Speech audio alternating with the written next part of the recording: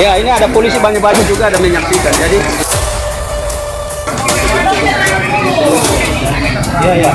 siap. Ini kau baku omong dan tidak jadi, ini hari itu kita omong. Sekarang juga terjadi kau tidak, itu omong. tidak jadi, dasar putusan ada. Pemirsa, kegigihan menggapai keadilan di genggaman rakyat Mataru memuncak di Kabupaten Alor, Nusa Tenggara Timur. Sengketa hukum yang seharusnya berakhir lebih dari 6 dekade lalu, kini kembali membara. Nama saya Martin Sotelao, asli dari Mataru, tempat tanggal lahir Mataru. Saya mohon supaya negara hadir memberikan eksekusi terhadap keputusan tahun 1991 tanah Kisilai dan kembalikan kepada kita sebagai pemilik sebagai ahli waris.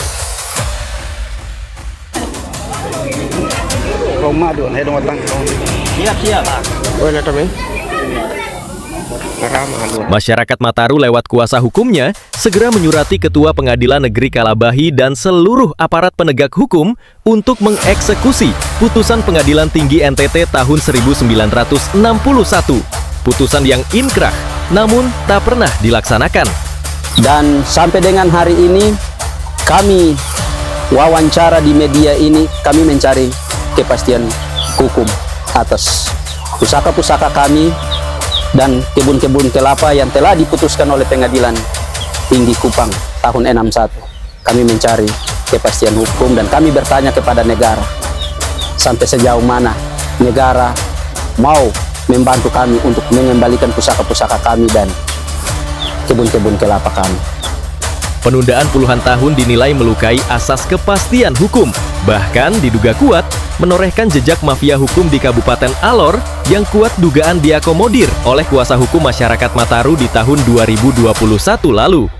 Pasalnya, perkara tersebut justru dibawa dan didaftarkan sebagai gugatan terhadap ahli waris Raja Kui yang kendati telah dinyatakan kalah dalam perkara di Pengadilan Tinggi NTT pada tahun 1961 silam, mereka tetap bersikuku tinggal di atas tanah milik orang Mataru tersebut hingga saat ini.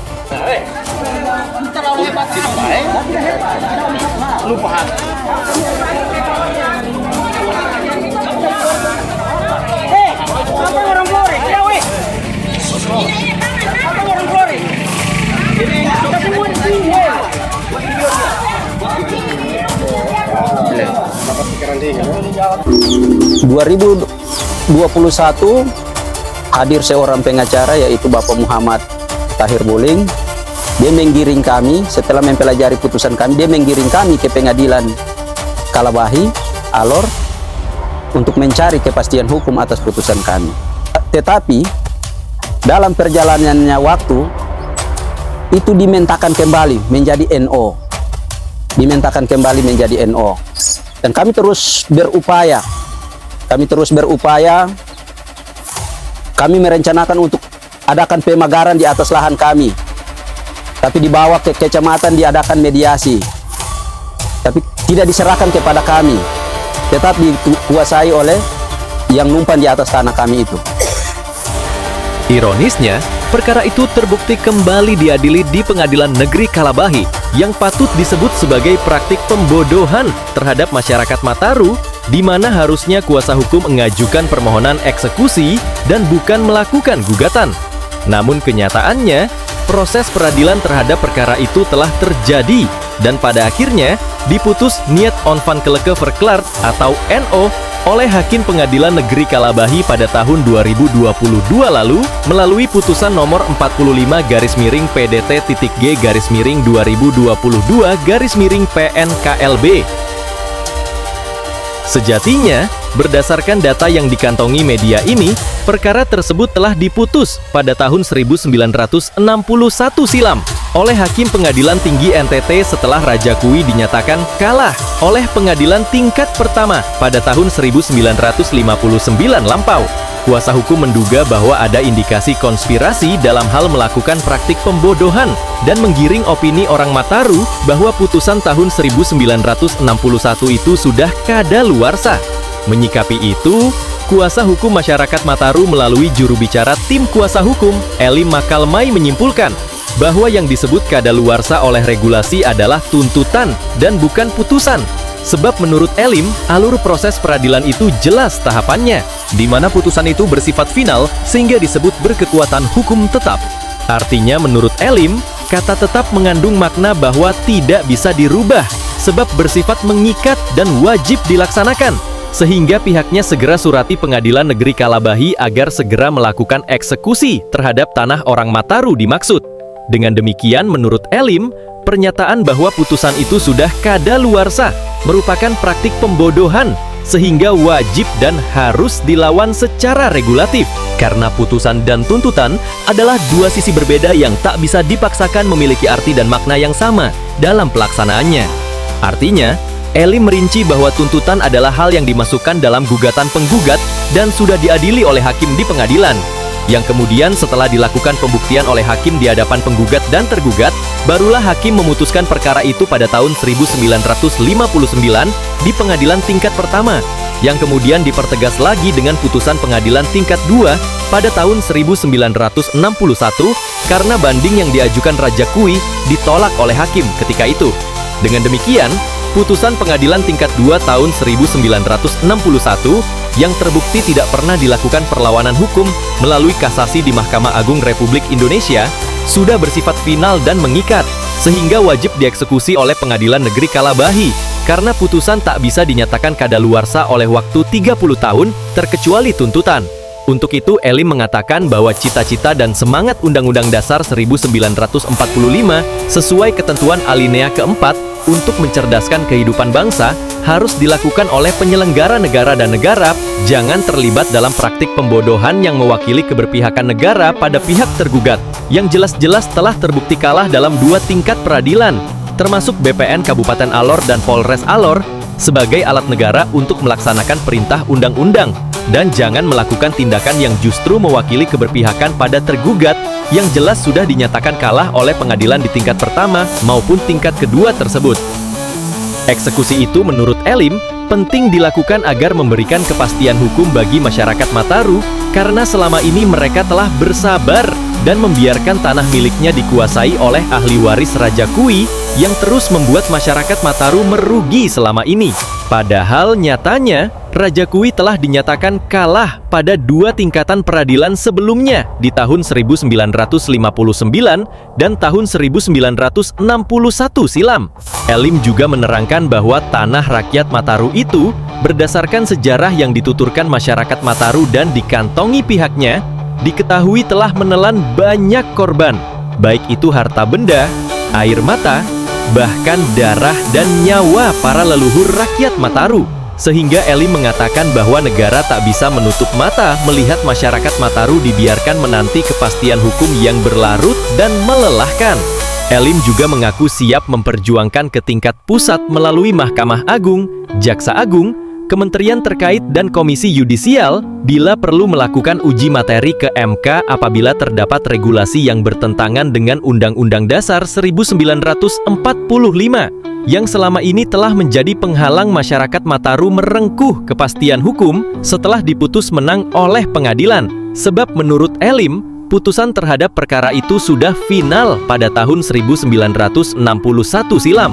Namun kemudian kuasa hukum masyarakat Mataru sebelumnya justru memperkarakan kembali perkara yang sudah inkrah itu di Pengadilan Negeri Kalabahi, yang kian memperlambat perkara itu dieksekusi.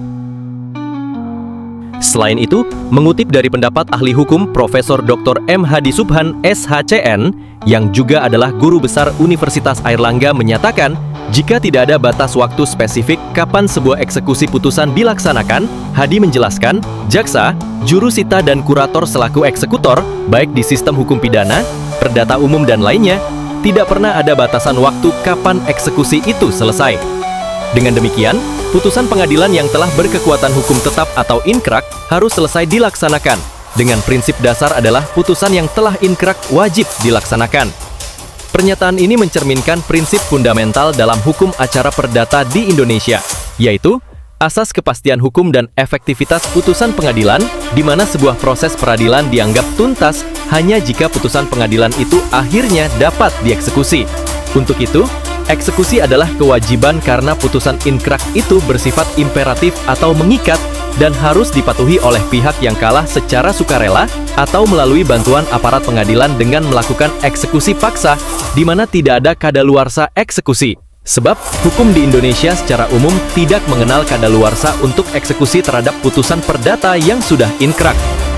Adapun eksekusi tersebut dapat dilakukan di bawah perintah dan pengawasan Ketua Pengadilan Negeri yang bersangkutan dengan cara pihak pemenang dapat mengajukan permohonan eksekusi kapan saja selama putusan tersebut belum dilaksanakan. Prof. Hadi Suban saat memberikan pandangan hukumnya ini mencontohkan dari seorang koruptor yang harus tetap dieksekusi setelah 20 tahun menghilang. Apa yang ingin saya sampaikan? Bahwa selaku eksekutor, baik di sistem hukum pidana, perdata umum, PHI termasuk kepailitan, tidak pernah ada satu batasan waktu kapan eksekusi itu harus selesai. Jadi, di dalam sistem peradilan kita pun tidak pernah dikenal misalnya ada seorang koruptor yang sudah lari 20 tahun, kemudian baru ketemu, oh, ini sudah lewat waktunya, gak usah dieksekusi. Atau yang perdata karena asetnya belum ada, kemudian baru ada, oh, ini sudah lewat waktunya. Demikian juga mereka yang adalah eksekutor terhadap putusan pengadilan. Artinya, menurut Prof. Hadi, sejatinya jaksa, jurusita, dan kurator adalah eksekutor terhadap setiap putusan pengadilan yang belum dieksekusi tanpa dibatasi oleh waktu. Sebab Prof. Hadi menegaskan bahwa selaku eksekutor, baik di sistem hukum pidana, perdata umum, dan lainnya, tidak pernah ada batasan waktu kapan eksekusi itu selesai. Kaitannya dengan hal itu, kuasa hukum masyarakat Mataru akan segera melayangkan permohonan eksekusi terhadap putusan tahun 1961 kepada Ketua Pengadilan Negeri Kalabahi dalam kesempatan pertama. Satu fakta tak bisa disangkal, keputusan pengadilan itu fakta tak terbantahkan. Keputusan tahun 1961 silam tersebut diketahui masih menerapkan ejaan lama di sana dan dicetak menggunakan mesin ketik pada saat itu. Adapun putusan yang tertera di sana antara lain mengabulkan gugatan untuk sebahagiannya, menghukum tergugat untuk mengembalikan semua pusaka milik orang Mataru sebagaimana tertera dalam daftar yang dilampirkan dengan surat gugatan penggugat ini, menghukum tergugat pula untuk mengembalikan kebun-kebun kelapa di Kikilai kepada penggugat, menghukum tergugat membayar ongkos perkara yang hingga saat ini dirancang sejumlah Rp144, menolak gugatan yang lain atau selebihnya, di mana putusan itu dilaksanakan pada hari Jumat, tanggal 20 Januari 1961. Sementara itu, salah seorang masyarakat Mataru atas nama Ayub menerangkan kepada media ini melalui presentasi audiovisual bahwa tanah Kikilai yang dimaksudkan dalam putusan pengadilan tahun 1961 dimaksud adalah tanah yang hingga saat ini dinamakan sebagai RT Kikilai.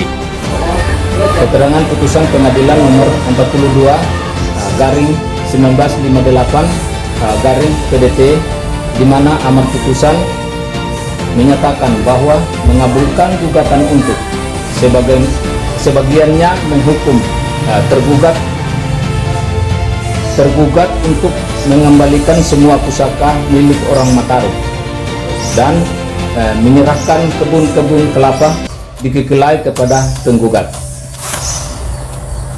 Yang dimaksud dengan lokasi Kikilai yaitu mempunyai batas-batas sebagaimana berikut.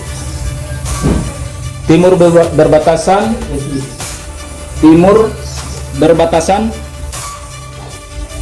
Sungai Kali.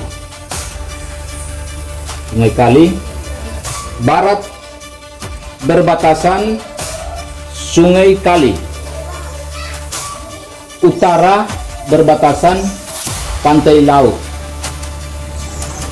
Selatan berbatasan gunung. Ayub menerangkan kepada media ini bahwa di atas tanah Kikilai yang dimaksudkan dalam putusan pengadilan tahun 1961 dimaksud adalah tanah tempat mesbah orang Mataru didirikan dan terdapat kuburan leluhur mereka di atasnya. Ayub menerangkan bahwa di setiap batas tanah, para leluhur masyarakat Mataru telah menanam bambu di sana untuk menjadi bukti batas tanah dan menahan erosi, yang menurut pengakuan Ayub, Pohon-pohon bambu itu sudah berulang kali dimusnahkan, namun masih ada yang tetap tumbuh subur hingga saat ini sebagai bukti sejarah dari pengakuannya itu. Ini bambu batas timur yang dimusnahkan ulang-ulang, tapi masih tetap tumbuh di batas timur ini, tanah Kikilai. Bambu licin di batas selatan tanah Kikilai yang dimusnahkan ulang-ulang, tapi tetap sampai dengan hari ini masih tunas bambu licin. Batas barat bagian utara. Ini salah satu rumpun bambu di batas barat, bagian barat yang telah dibakar untuk dimusnahkan, tapi tetap tidak bisa dan masih tunas. Bambu licin di batas selatan bagian barat. Di dalam tanah Kikilai yang ada ini terdapat tempat rumah, mesbah, kuburan-kuburan terletak di tanah Kikilai, mulai dari utara sampai dengan selatan, dari timur sampai dengan barat. Di dalam tanah Kikilai ini juga dikelilingi oleh pembatas erosi, yaitu di pinggir-pinggir kali, mulai dari utara sampai selatan ditanami bambu keseluruhan, mulai dari utara sampai dengan selatan, dari timur sampai dengan barat, dikelilingi dengan bambu. Dimaksud bahwa bambu adalah penanggung erosi atau banding yang ada, karena di dalam tanah Kikilai ini ada perkampungan, sehingga di dalam tanah tersebut yang ada ini orang-orang tua kami menanam kelapa untuk kebutuhan, terus bambu itu juga untuk kebutuhan. Karena di dalam tanah tersebut ini diapit dengan sungai, sehingga menjaga keserasian kampung, sehingga dari tempat tanah yang tersebut ini, tanah Kikilai yang ada ini dikelilingi dengan bambu sebagai bukti untuk penahan banjir atau erosi. Terus kekuburan yang ada ini di tanah Kikilai tersebut ini, kan punya orang tua kuburannya mulai dari utara ada kuburan, tempat-tempat rumah, mulai dari selatan ada kuburan, ada tempat rumah, barat ada kuburan, ada tempat-tempat rumah, timur ada kuburan dan tempat-tempat rumah. Dimaksud tidak kuburan dan tempat-tempat rumah karena ini kita orang-orang tua pendahulu kami yang berada di tanah ini, sehingga mereka meninggal. Ada yang meninggal karena penyakit, ada yang meninggal karena termakan usia, ada yang terbunuh di tanah Kikilai tersebut ini, ada yang terbunuh. Ada beberapa orang tua kami terbunuh dan dikubur juga di dalam tanah Kikilai ini. Terus tanah Kikilai ini dari masa ke masa, tanah Kikilai ini pada saat lalu, pemerintahan yang lalu, tetap mereka satu kepala kampung. Dan sampai saat sekarang ini juga segenerasi yang ada, kami sekarang ini juga tetap nama kepala kampung itu berubah menjadi kepala RT Kikilai. Dengan demikian, tanah Kikilai itulah yang harus dieksekusi oleh pengadilan. Terkini, Eli mengatakan bahwa pada hari Kamis tanggal 5 November 2025 lalu, Badan Pertanahan Nasional atau BPN Kabupaten Alor nekat turun lapangan untuk lakukan pengukuran tanah atas permintaan sejumlah warga masyarakat yang sementara tinggal di atas tanah milik orang Mataru dimaksud. Namun, niat BPN Alor mendapat reaksi perlawanan dari masyarakat Mataru. Elim juga mengatakan bahwa selaku jubir tim kuasa hukum, dirinya telah berupaya lakukan komunikasi dengan Kapolres Alor melalui telepon, sebab menurutnya pengukuran itu hendak dipaksakan dengan menghadirkan anggota Polres Alor di lapangan, sehingga Kapolres sebagai penanggung jawab harus diberitahu oleh pihaknya. Sebelumnya, Elim mengaku sempat lakukan komunikasi terlebih dahulu dengan pihak BPN Alor sekira 1 jam sebelum pihak BPN Alor turun ke lokasi di Kikilai, di mana menurut Elim, pihak BPN Alor saat itu berterima kasih sebab telah mengingatkan pihaknya sehingga tak salah mengambil keputusan. Pasalnya, menurut pihak BPN seperti diuraikan Elim, pihak BPN hanya akan melakukan pengukuran terhadap tanah yang tidak bermasalah atau clean and clear status kepemilikannya. Dengan demikian, apabila terjadi keberatan langsung ke BPN, maka BPN tak akan melakukan tindakan pengukuran tanah di lapangan. Kendati demikian, Elim mengatakan bahwa kenyataan lapangan yang terjadi sangat kontras dengan apa yang sebelumnya diutarakan pihak BPN Alor tersebut. Sebab faktanya menurut Elim, BPN Alor tetap turun ke lokasi di Kikilai untuk paksa lakukan pengukuran tanah. Artinya menurut Elim, pihak BPN Alor menjilat ludahnya kembali dengan tetap memaksakan pelaksanaan pengukuran di lokasi tanah Kikilai, namun pada akhirnya BPN Alor harus mengalah. Sebab di lapangan, masyarakat Mataru menyatakan keberatan mereka dengan dasar putusan tahun 1961 tersebut, yang kemudian dikomunikasikan lebih lanjut oleh Elim dengan Kapolres Alor melalui panggilan WhatsApp, yang dilakukan Elim dengan maksud dan tujuan menghindari pergesekan di lapangan yang berpotensi terjadi apabila pengukuran tanah itu tetap dipaksakan, mengingat orang Mataru telah paham dengan sebenar-benarnya bahwa tanah itu adalah hak milik mereka. Namun selama ini patut dikata telah diserobot oleh yang merasa diri sebagai ahli waris Raja Kui.